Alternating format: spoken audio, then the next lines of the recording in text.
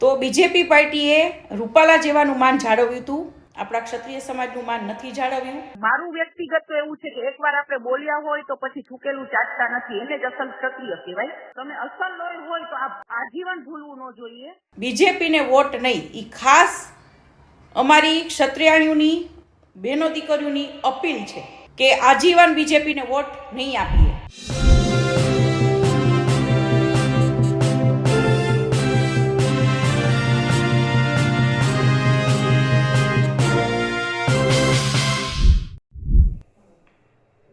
2022માં પરસોત્તમ રૂપાલાએ ક્ષત્રિયો માટે કંઈક કહ્યું અને પછી વિવાદ થયો.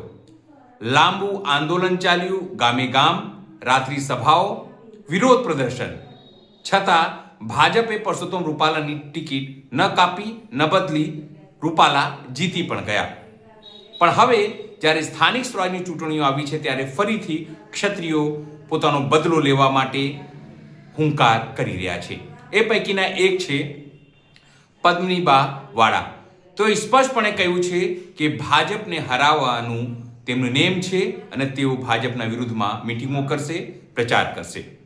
નમસ્કાર, હું છું ચિંતામણી પુત્ર અનિલ પટેલ. સ્વાગત છે આપનો અમારા વિશેષ કાર્યક્રમમાં. આ જ મુદ્દે આપણે ચર્ચા કરી છે, ટેલિફોનિક ચર્ચા પદ્મિનીબા વાળા સાથે. તેમણે તમામ જૂની વાતો કહી છે અને કહ્યું છે કે જે ક્ષત્રિય આગેવાનો ભાજપમાં છે તેઓ ભાજપૂતો છે. આવો સાંભળીએ પદ્મિનીબા વાળા શું હુંકાર કરી રહ્યા છે. જય માતાજી, હું પદ્મિનીબા વાળા. ખાસ કરીને ક્ષત્રિય સમાજને યાદ દેવડાવવા માગું છું કે રૂપાલા જેવાના બફાટથી જે આપણા ક્ષત્રિય સમાજના બહેનો દીકરીનું અપમાન થયું હતું, તો બીજેપી પાર્ટીએ રૂપાલા જેવાનું માન જાળવ્યું હતું, આપણા ક્ષત્રિય સમાજનું માન નથી જાળવ્યું. તો એ ટાઈમ આવી ગયો છે. ઓલ ઓવર ગુજરાતમાંથી બીજેપીને વોટ નહીં, એ ખાસ અમારી ક્ષત્રિયાણીઓની બહેનો દીકરીઓની અપીલ છે. અને આના માટે ઓલ ઓવર ગુજરાતમાં અમે બહેનો દીકરીઓ ભ્રમણ કરશું અને અપીલ કરશું કે બીજેપીને વોટ નહીં. આપણે સૌએ ભૂલી ન જવું જોઈએ કે સૌએ આપણે શપથ લીધા હતા કે આજીવન બીજેપીને વોટ નહીં આપીએ. જય માતાજી. નમસ્કાર, આપણી સાથે જોડાયા છે પદ્મિનીબા વાળા.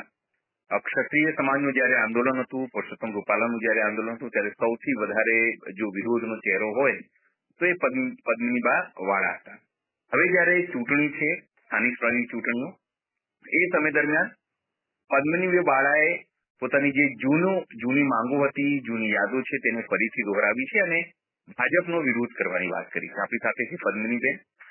પદ્મિનીબેન, શું કહેશો, જે રીતે તમારો વિડીયો વાયરલ થયો છે અને વિરોધની વાત કરી છે, કેમ આવું ફરી શરૂ કરવામાં આવ્યું છે?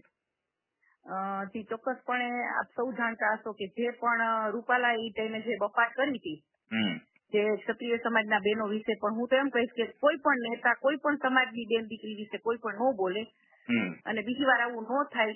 તો એ ટાઈમે હવે અમે એટલું આંદોલન જોરશોરથી આપ્યું હતું, પણ છતાંય બીજેપી પાર્ટીએ એક આવા નેતાની માંગ રાખી હતી અને એની ટિકિટ રદ નથી કરી. તો એ અમારા માટે બહુ દુઃખની વાત હતી. તો એ ટાઈમમાં અમે નાનામાં નાની મીટિંગ અને મોટામાં મોટા સંમેલનોમાં સ્ટેજ ઉપર આગેવાનો દ્વારા આખા સમાજે શપથ લીધી હતી કે આજીવન અમે બીજેપીને વોટ નહીં કરીએ. તો એક ક્ષત્રિયની ઓળખાણ કે કોઈ પણ ઓળખાણ કે મારું વ્યક્તિગત તો એવું છે કે એકવાર આપણે બોલ્યા હોય તો પછી થૂકેલું ચાટતા નથી, એને જ અસલ ક્ષત્રિય કહેવાય. અને આ તો એક બહેનો દીકરીનો પ્રશ્ન હતો. તો ક્ષત્રિય સમાજને મારી એક આના મીડિયા દ્વારા હું એક અપીલ કરીશ કે જો તમે અસલ લોહી હોય તો આજીવન ભૂલવું ન જોઈએ અને આજીવન બીજેપી પાર્ટીને આપણું જ્યાં સુધી માન એ લોકોને એક નાકમાં દમ દેવડાવી દેવું જોઈએ કે એ લોકોએ આપણું માન નથી રાખ્યું, તો આપણે એ લોકોને વોટ બીજેપી પાર્ટીને તો ન જ આપવો જોઈએ. જી પદ્મિનીબેન, મારો સવાલ એ છે કે 2022માં ખૂબ મોટું આંદોલન, 6-7 મહિના તમે લોકો ખૂબ આંદોલન કર્યું અને રસ્તા પર ઉતર્યા. એટલે 6-7 મહિના પણ ખૂબ આંદોલન, ખૂબ ગંભીર એના માટે સભાઓ પણ થઈ, ક્ષત્રિય સેના માધ્યમથી અલગ અલગ સેનાઓ, અલગ અલગ રાજકોટમાં બી થઈ, ધંધુકામાં બી થઈ. પણ તેમ છતાં પણ ભાજપે ન તો એમને ટિકિટ બદલી, ન તેમને કોઈ વાત કરી, છતાં તેઓ એ વિસ્તારમાં જીતી ગયા, પોતાના વિસ્તારમાં. તો પછી આવી રીતે જો વિરોધ હોય અને જો ભાજપના નેતાઓ જીતવાના જ હોય તો પછી આવા વિરોધનો મતલબ શું છે? ના, તો એ આપની વાત રાઈટ છે, પણ અમે લડવાયા છીએ તો લડશું જ અને વિરોધ અમે કરશું જ. એનો મતલબ આજ નહીં તો કાલ, બરાબર? સામેવાળો પક્ષ એકવાર તો એમ થશે જ કે ના ભાઈ વિરોધ કરવો જરૂરી છે, શું કામ ન કરીએ વિરોધ? એ લોકો તો એની તો એક મોનોપોલી છે, એ તો બધા જાણે છે કે ઈવીએમ મશીન છે. અમને પણ એ ટાઈમમાં પણ ખ્યાલ હતો, પણ આજે બીજેપી પાર્ટીએ નજરઅંદાજ ક્ષત્રિય સમાજને કર્યો છે કે જેને રજવાડા આપી દીધા હતા, તો પછી આજે બીજેપી પાર્ટીને આજીવન ભોગવવું પડશે. ઘણા બધા આગેવાનો તમારા ક્ષત્રિય સમાજના ભાજપમાં બી છે અને એ લોકો સીધી રીતે આવી વસ્તુઓમાં વિરોધ નથી કરતા, સમાજની સાથે નથી આવતા અને એ લોકો ઘણા બધા લોકો અત્યારે ચૂંટણીમાં ઉભા પણ રહેવાના છે.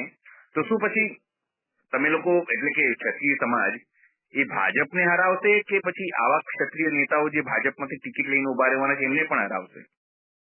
અમારી માટે તો એ ટાઈમમાં પણ જે ભાજપ સાથે જે ભાજપૂતો હતા ને જે ભાજપૂતાણીઓ અત્યારે બહુ સારા સંસ્કારોની વાતો અમુક ભાજપૂતાણીઓ કરી રહી છે બીજેપીમાં જે છે, બરાબર, એ અમારી માટે કાંઈ જ નથી. એ હું એ ટાઈમમાં પણ કહેતી હતી, કેમ કે એ લોકોને સત્તાની ભૂખ હોય છે, એ લોકોને સમાજથી કાંઈ લેવા દેવા હોતા નથી.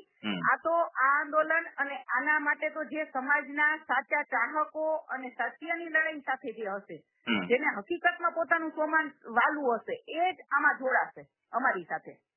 બાકી તો જે અત્યારે સ્વાર્થી જમાનો છે અને સ્વાર્થમાં તો અત્યારે કહીએ ને કે અમારા પૂર્વજો જે હતા, એ પૂર્વજો જેવા અત્યારે હું ખુદ એવા અમારા ધુરંધરો અને અમારી ક્ષત્રાણીઓ જોવા માંગુ છું કે આપણે ભૂલી ન જવું જોઈએ કે આપણે એ જ ક્ષત્રિયો છીએ કે જે એકવાર બોલ્યા પછી આપણે ભૂલી ન જવું જોઈએ અને આપણા સ્વાભિમાનને જો ઠેસ પહોંચી છે તો એ તો આજીવન ન ભૂલવું જોઈએ. અને હજી જે એમાં ટિકિટો લઈ અને લડવા જઈ રહ્યા છે, બરાબર, મને પણ એ ટાઈમમાં ખૂબ સારી એવી ઓફર હતી, મારી ઉપર પણ ઘણા બધા એવા આક્ષેપો લાગ્યા છે, પણ મેં કોઈ દિવસ મારી પાસે મારા કેટલા બધા મને ફોન આવતા, પણ મેં બધાને કોઈ દિવસ કોઈનો ફોનનો મેં જવાબ પણ નથી આપ્યો અને મેં કોઈ દી માંગ એની સ્વીકારી પણ નથી. તો એ રીતે અડગ રહેવું જોઈએ. એટલે આજ નહીં તો કાલ તો નોંધ લે.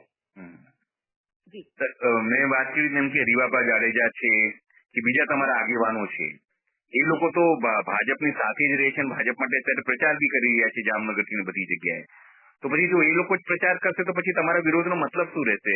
પદ્મિનીબા, ના, એ ટાઈમમાં પણ અમારે એ લોકો સાથે કોઈ લેવા દેવાય નથી, કેમ કે આટલું મોટું આંદોલન જે અમારું થયું હતું એમાં એકે લોકોએ કઈ કોઈ જવાબ આવ્યા પણ નથી. અમે એ લોકોને ઓળખતા જ નથી એ ટાઈમથી, બરાબર છે. એટલે એવું નથી, સમાજ બહુ મોટો છે અને સમાજમાં આગેવાનો સાચા અને સત્ય હોય અને સાચી દિશા તરફ ચાલતા હોય તો એમાં સમાજ સપોર્ટ કરવાનો છે અને આવાની અમને કોઈને જરૂરત જ નથી, કેમ કે એ તો સત્તા ને એના માટે તો સમાજથી કઈ લેવા દેવા જ નથી. તો આંદોલન ટાઈમે જ એ લોકોએ અમને સપોર્ટ આપ્યો હોય અને આજે એ બધી સારી ને બધી જે કરતા હોય વાતો કે ભાઈ આમ તેમ બધું એ લોકો માટે છે, અમારી માટે કઈ જ નથી. બીજું તમારી એક ક્ષત્રિય સમાજની સંકલન સમિતિ પણ બની હતી અને એમાં પણ તમે ગયા હતા અને ત્યાં પણ વિવાદ થયો હતો, પણ મારે એમાં રસ નથી. મારે ખાલી એટલું જાણવું છે કે ગઈ વખતે જયારે રૂપાલાજી આ વાત કરી અને પછી તમે જગ્યા જઈને વિરોધ કરતા, એમની સભાઓમાં પણ વિરોધ કરતા, તો શું આ વખતે પણ તમે આવી રીતે કંઈક સભાઓમાં કે ભાજપના કાર્યક્રમોમાં આવી રીતે જઈને કંઈક વિરોધ કરવાના છો? જી હા, ચોક્કસ. અમે જ્યાં પણ રાજકોટમાં જ્યાં અમારા ક્ષત્રિય સમાજ છે એરિયા વાઇઝ એ જગ્યાએ અમે જઈને મિટિંગો કરશું, ક્ષત્રિય સમાજને યાદ દેવડાવશું કે આપણે બીજેપીને વોટ નથી આપવાનો અને એ જ રીતે અમે મિટિંગો કરશું, વિરોધ કરશું, 100% કરશું. જી ઓકે. ખાલી મારો છેલ્લો સવાલ છે, આમાં તમારી જોડે ખાલી પદ્મિનીબા વાળા કે પછી ક્ષત્રાણી આગેવાનો એ જ છે કે ક્ષત્રિયો પણ તમારી સાથે છે? કે ખાલી એવું નથી કે ખાલી પદ્મિનીબા વાળા એકલા નીકળી પડ્યા છે વિરોધ કરવા માટે? ગઈ વખતે તો જયરાજસિંહ જે છે એ પણ સામે સમાધાન કરાવવા માટે આવ્યા હતા, ત્યારે પણ એમનાથી તમે નારાજ થયા. તો આ વખતે તમે એકલો ઝંડો પકડવાના છો કે તમારી સાથે સમાજ છે? ના, સમાજમાં ઘણા ટાઈમથી એક ગ્રુપોમાં ચર્ચા ચાલી રહી હતી ઘણા ટાઈમથી કે ભાઈ આજે આગેવાનો ક્યાં ખોવાઈ ગયા, આજે આપણે શપથો લીધી હતી, આ તે બધા સમાજ છે જ સાથે અને સમાજ બહાર આવશે, પણ કેવા લોકો બહાર આવશે કે જે સત્યની સાથે હશે, જેને હકીકતમાં લાગી એવું છે કે અમારા બહેનો દીકરીઓનું માન નથી રાખ્યું, એ લોકો અમારી સાથે જોડાશે. બાકી તો હું એક પણ વિરોધ કરી શકે છે અને એક પણ લડી શકે છે. બરાબર છે. અને અત્યારે સમાજના ઘણા બધા ભાઈઓ અને ઘણા બધા બહેનો મારી સાથે છે. પદ્મિનીબા, આપનો ધન્યવાદ આપ અમારી સાથે જોડાયા અને વાત કરી. ખૂબ ખૂબ આભાર. પદ્મિનીબાની વાત સાંભળીને આપને શું લાગે છે જરૂરથી અમારા કોમેન્ટ બોક્સમાં કોમેન્ટ કરજો. એ સિવાય અમારી યુટ્યુબ ચેનલ લાઈક કરો, સબસ્ક્રાઇબ કરો, બેલ આઇકન દબાવો. સાથે અમારી વેબસાઇટ છે www.gujaratplus.in, ત્યાં પણ જઈને તમે વધુ અપડેટ થઈ શકો છો. અત્યારે માટે બસ આટલું જ. નમસ્કાર.